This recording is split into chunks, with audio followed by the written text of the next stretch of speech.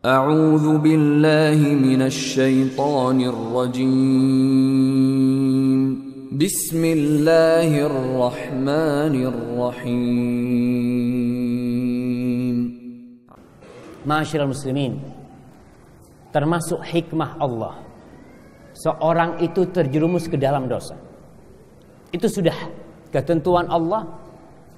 Rasul sallallahu alaihi wasallam mengatakan, laula annakum tudznibun, andai kata kalian ini enggak berbuat dosa, la dhahaballahu bikum, Allah bakal usir kalian, Allah akan jauhkan kalian dari dunia ini. Wala jaa biqaumin akharin yudznibun fayastaghfiruna Allah fayaghfir lahum, maka Allah akan datangkan manusia-manusia baru di muka bumi ini yang mereka berbuat dosa. Subhanallah.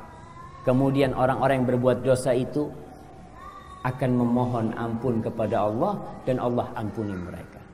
Maka di sini ada nama Allah Al-Ghafur, nama Allah Al-Afu, nama Allah Ar-Rahim. Subhanallah. Ma'asyiral muslimin rahimakumullah. Ibnul Qayyim ketika dia menjelaskan tentang masalah dosa nih,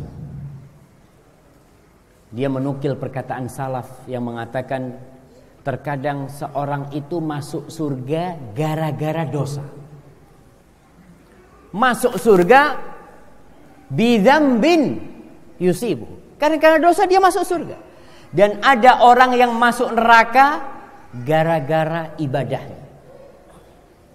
Taat sama Allah, Masya Allah, tapi akhirnya masuk neraka.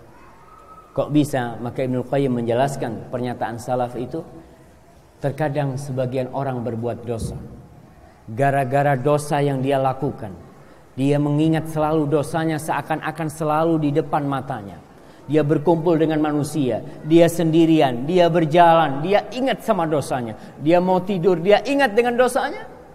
Sehingga hal itu membuat dia terus beristighfar, memohon ampun kepada Allah Subhanahu wa taala.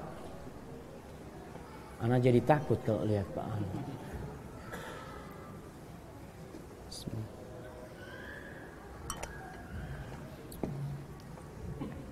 Nah, sampai mana jemaah? Gara-gara dosanya masuk surga.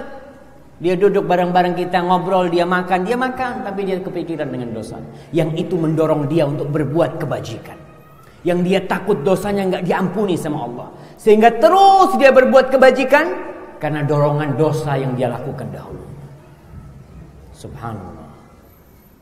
Dan berapa banyak orang yang tobat jemaah, preman, dari umur 17 tahun sampai umur 50 tahun. Lalu dia bertobat, subhanallah. Ketika umur 50 tahun dia bertobat, 2 tahun alhamdulillah ngaji, hafal 1 juz amma. Ada yang dari lahir sampai tua gak pernah jadi preman, gak hafal-hafal Quran, wala juz. Dia taunya cuma sama juz jambu, sama juz tomat, apalah. Kalau juz dalam Al-Quran, subhanallah. Gara-gara dosa orang itu semangat belajar, semangat datang. Dan kadangkala sebagian orang karena pahalanya, karena ibadahnya, karena ketaatannya, dia bangga, sehingga dia membanggakan kebaikannya, lalu dia akan dihantarkan ke dalam neraka gara-gara bangga dengan kebaikan dia. Dia lupa dengan Allah Subhanahu wa taala. Dia meremehkan orang lain. Yang kita tahu, al-kibru batarul haq wa ghamtun nas.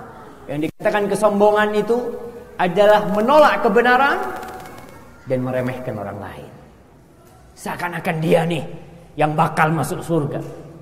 Melihat temannya berbuat dosa, kayaknya gak bakal masuk surga fulan ini. Aji, emangnya ente punya kuncinya surga? Mengeluarkan fulan, masukkan fulan. Maka hati-hati. Jadi dosa ini, ketika manusia terjebak dalam dosa, terkadang membuat dia dekat kepada Allah. Seperti Nabi Adam alaihi salam.